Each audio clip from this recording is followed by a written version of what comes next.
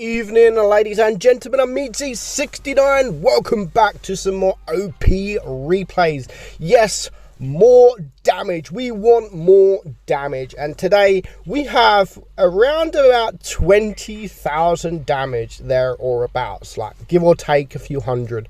20,000 damage for 2 games. It's more like 18,000 to be honest, but 20,000 sounds a bit better, doesn't it? So not quite, but I think it's even maybe 19,000, but we'll see. So we have 2 replays for you today, 2 tier 10s and 2 heavies, both completely different. We have an E100 that, may I add, looks absolutely fantastic since Wargaming gave it the buff. It absolutely looks fantastic, and the camouflage he's running on it makes it look really good, to be honest. This looks incredible. Ooh, see ya.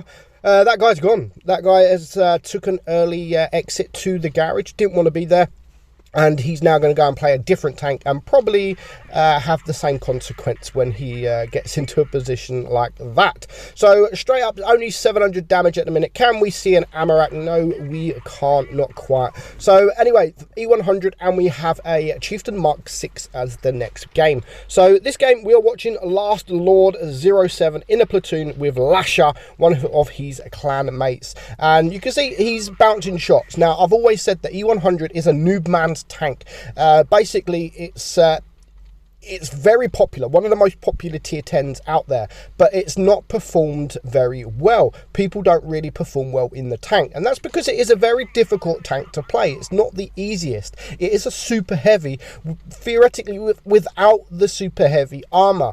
The armor is very difficult to use because there's so many weak points in this tank. You have the cheeks, you have the bottom plate. It's such a hard tank to play because of that armor profile, and if you don't angle correctly, you're just going to get obliterated like very quickly. And because of the DPM, if a medium comes at you or something higher, 113 or a chieftain or anything like that with DPM, you're just going to get torn apart. And if you bounce your shot as well, then you have nearly 16 seconds to wait on your reload. So it's not the easiest of tanks to play. It's very difficult, but at the moment he's performing very well. He's what, 3.4k damage. He has managed to block 1,000 damage, and that's the thing with this tank. Like, you have the opportunity there to block a huge amount of damage, and I've shown replays before where they have blocked a considerable amount of damage. But it all depends on the enemy team, how good they are, and also it all depends on how well you're performing, how well you're angling, because when you're angled in this thing, yeah, you can actually get quite a bit of bounces, but you need to angle just right. And not only do you need to angle your hull, you need to angle your turret as well. If you only angle your hull, then they're just going to aim at your cheeks. And that's the thing with this tank, and it's kind of like a mouse. You have to angle everything. You have to angle your hull, and then you have to angle your turret sort of even more. So it is a very difficult tank to play, but I enjoy this tank. I really enjoy the E100. Always have done. I don't think it's a bad tank. I do think it's one of the worst in tier 10, but that's just because of how the tank is performing. The armor profile, if you don't angle right, that's it, you've had it. I do think the VK72, however, is just a better E100, even better E100. So 4.4k damage now. His yo is getting torn apart there, so he needs to take out this waffle. He went for the ram and unfortunately left him on only 38 hit points, so he's going to have to wait for a whole reload just to clear this guy, unless he manages to get a little bit of a ram like that. And that is the best thing about the tank, because it is so heavy, you don't have to hit him that hard to do damage when you ram. But he has found himself on his own against 3 tanks. Now, I would ignore the yo, just what he is doing there, going for the 50 TP. And now if these 2 guys rush together, they are in a platoon, which makes it more dangerous.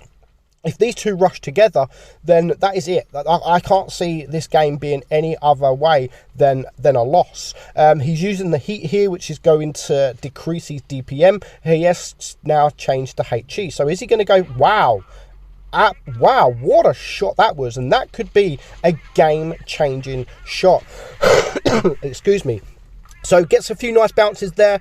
2,400 block damage now, and you can see him just going for the HE. As long as he doesn't shoot the gun there, he should be all right. But now is this guy, I think this guy's got the 3 shell autoloader instead of the 2, which makes it a little bit better for him. Well, you can't really say better because it has better DPM, so it could in fact make it worse. So because he has that 3-shell autoloader, even if he has the 2-shell, he can actually take 3 shells now. As long as he doesn't put them on fire, as long as he doesn't high roll, then he should be able to take this guy out and actually take a few shots. But look at his angling. I mean, this guy isn't the best of players in the Yo there, but his angling was perfect, and he manages to get a very, very nice win. Over 3,000 block damage there, and he ends on 8,400 damage. A well-deserved Kolobanov, a well-deserved 6 kills, Paul's medal, steel wall, and 1,800 base XP. Nice battle there as well from his platoon mate. Other than them two, not one player scored over 1,000 damage. So a really nice carry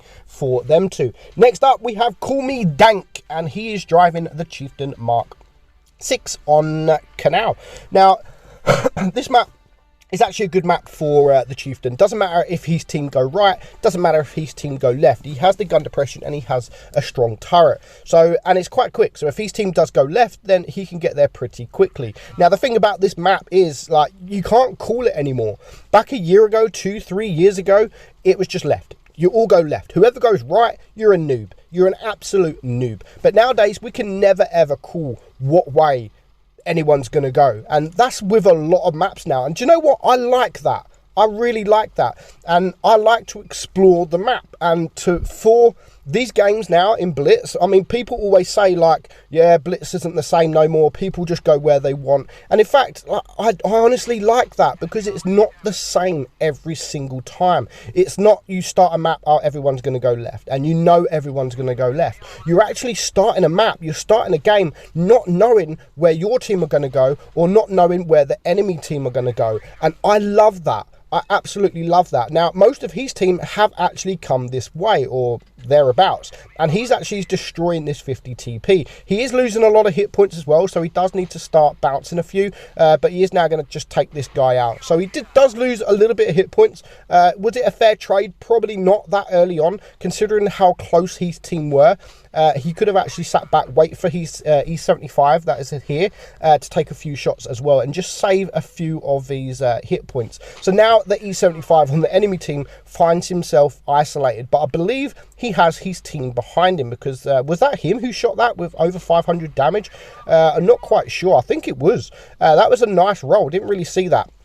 But if you just see the hit points go there, these guys are losing their hit points, which means the enemy are still around this area. Now, considering they do have 2 mediums and a light tank, I was actually surprised to see so many tanks around this area. And now hopefully he goes for the track shot on this Jaegeru to keep him there. He does bounce him, but he does manage to get the track, and hopefully his team can capitalize on that. And you can see he's still tracked. The best thing about this tank with the reload, you can perma-track these tanks if you've got that reload, especially if you are using adrenaline as well. Now, the Jaegeru is just going to stay there. He is focusing on the E75, which is fair enough. He's a one-shot and probably the right choice to go for. So he's managed to farm up 4.5k damage at the moment. He's got this Jaegeru down to a one-shot. I think he's just got himself stuck there. He's going to go for the blind shot, and of course he does get a nice kill. So that's around about 4.8k damage. The E100 is now in, again, he's in a bad position. He wasn't in a bad position, but because the green team has taken out the right side of the map, he now finds himself in a bad position, because he's got all these guys, the 50 TP, the E50 there, and of course the Chieftain, that can all get side shots. So he has to relocate. He has to get into a different position and probably go towards his medium tanks. It is still a 4 versus 4, so everything is to still play for. The Jag Tiger here is low hit points. Our Chieftain here is low hit points. The E50 is low hit points. So it could go either way at the moment, but all important, they need to clear that E100. That E100 is a bad, dangerous target to go for, but of course so are these medium tanks and these light tanks. So he's going to go for the Type 61 there because of the nice hesh, the juicy hesh, and now he's going to focus on the T54. Again, gets a nice shot, and the 50 TP can take him out. So the Jag Tiger, I believe, is going to die from this Type 61, but that's great for our Chieftain here, because again, he manages to get a nice hesh shot into him. 6.8k damage now.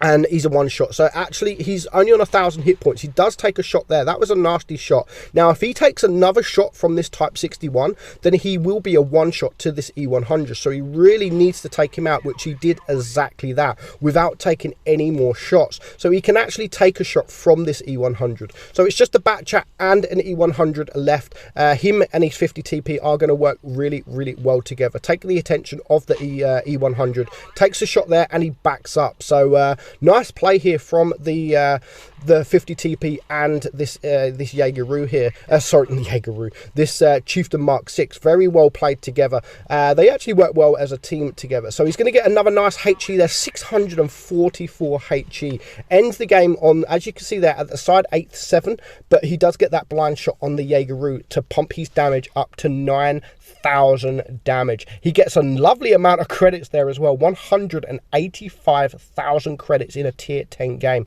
Absolutely amazing work. Over 9,000 damage. Incredible. 2,000 base XP. So we like to see damage. Everyone likes to see more damage. Hope you guys enjoyed it. I did. I'm meadsy69 and I'll see you all soon. Bye bye.